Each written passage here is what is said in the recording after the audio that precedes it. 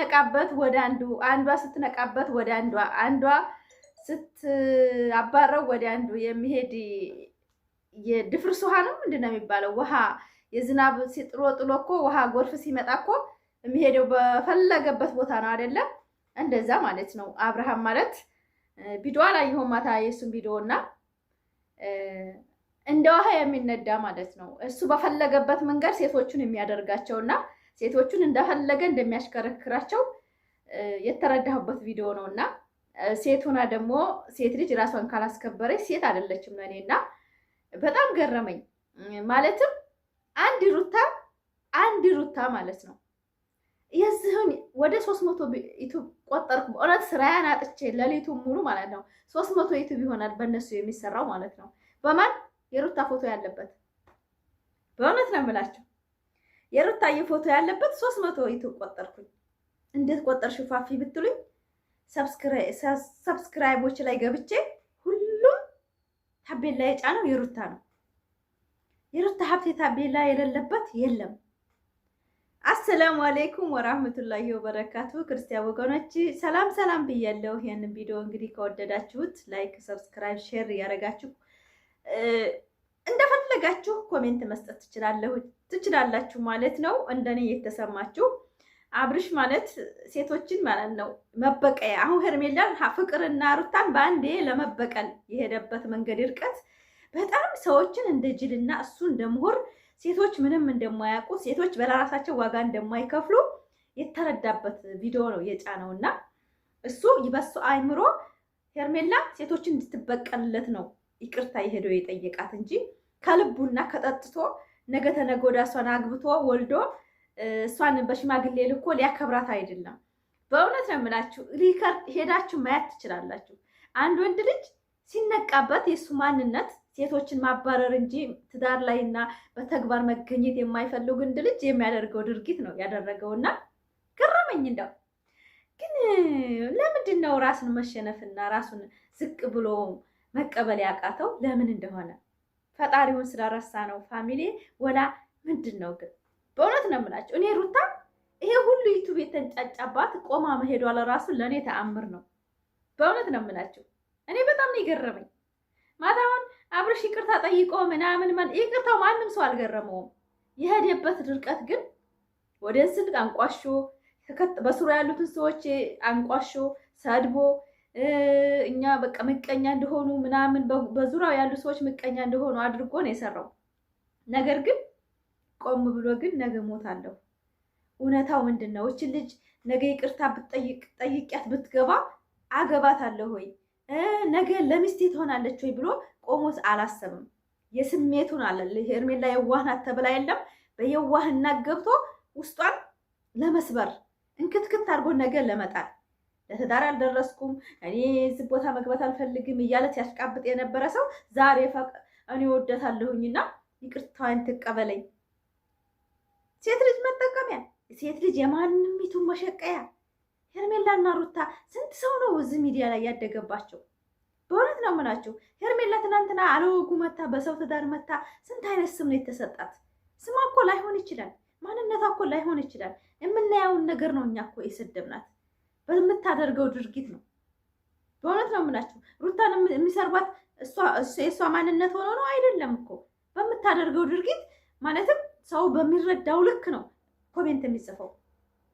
ስለዚህ በውስጥ ምን አስረው ምን አድርገው ምን ቀምመው እንደሚመጡ ፈጣሪ ነው የሚያውቀው፣ የሰው ልጅ አያውቅምና በጣም የገረመኝ ግን ሴቶችን መነገጃ፣ ሴቶች የዶላር ማምጫ ቢያንስ እንኳን 3 ቀን 4 ቀን ቆም ብሎ አስቦ እኮ ሄርሜላ ተጠቅመኛለች ብሎ እኮ ቢመጣ ወዲያው ትናንትና እንደዛ ፍቅር ከርተው ዛሬ እንደገና ከሄርሜላ ግዱ ይቅርታ እቃቃ ጨዋታ እኮ ነው። ትዳር በቃ መጫወቻ። ትዳር ማለት ምንም ዋጋ እንደሌለው ያሳየን ነው አብርሽ እኮ። እኔ በጣም የታዘብኩት ከምንም በላይ ማለት ሰው ሆነን እንደ ሰው ካሰብን እንደ ሰው ላይ ከታሰበ ይቅርታ የሚጠየቀው በዚህ መልኩ አይደለም። የሚፈልጋት ማለት ለትቢት ለነሱ መበቀያ እና ሩታን መበቀያ ካልሆነ በቀር ተረጋግቶ አስቤበታለሁኝ በቃ ይሄን 3 ቀን 4 ቀን ብቻ ያነበርኩና ሄጄ ይቅርታ ልጠይቃት ብሎ ቢመጣ እንደው የሚያሳምን ነገር ማለት ነው። ግን እሱ ምንድነው እሷ ጅል ናት፣ ከብት ናት፣ ምንም አታውቅም ሄርሜላ። ሄጄ ይቅርታ ብዬ እሳቸውን አናዳቸዋለሁ። ይሄ በእውነት በጣም የተሳሳተ ማንነት ነው ያለው። በእውነት ነው የምላችሁ። ሩታ መቼም ቢሆን ተሰብራ የምትወርቅ ሴት አይደለችም መቼም።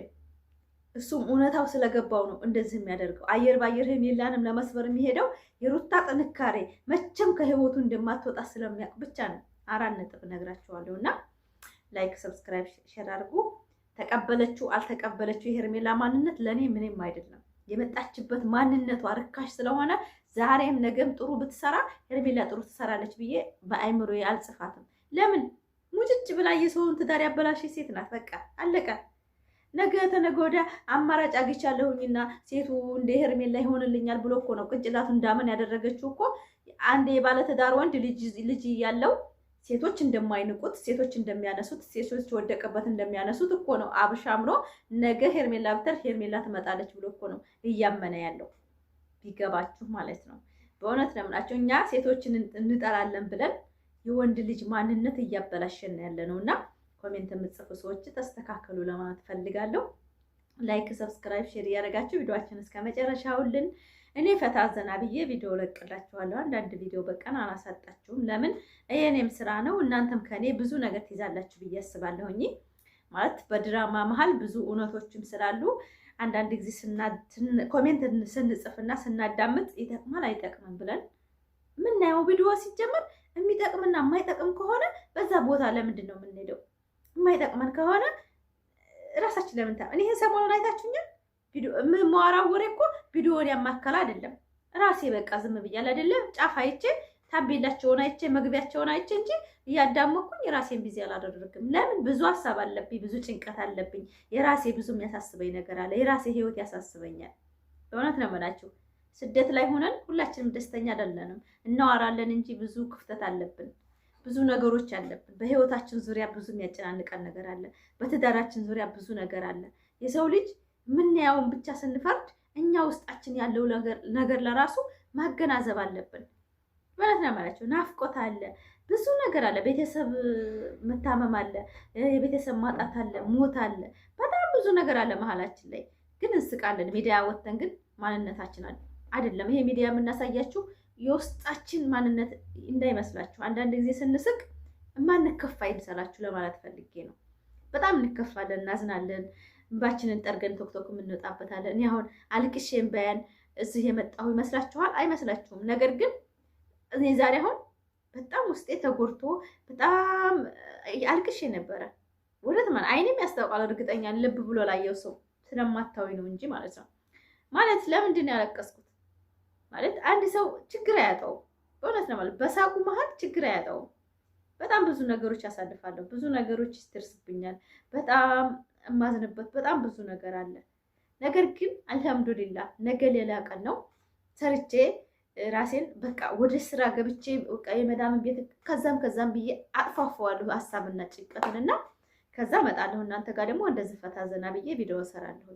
አለበለዛ ቢወራ የኛ የውስጣችን የመዳም ቅመሞች ውስጥ በጣም ብዙ ነገር አለ። የሰው ልጅ ያለመረዳት አለ።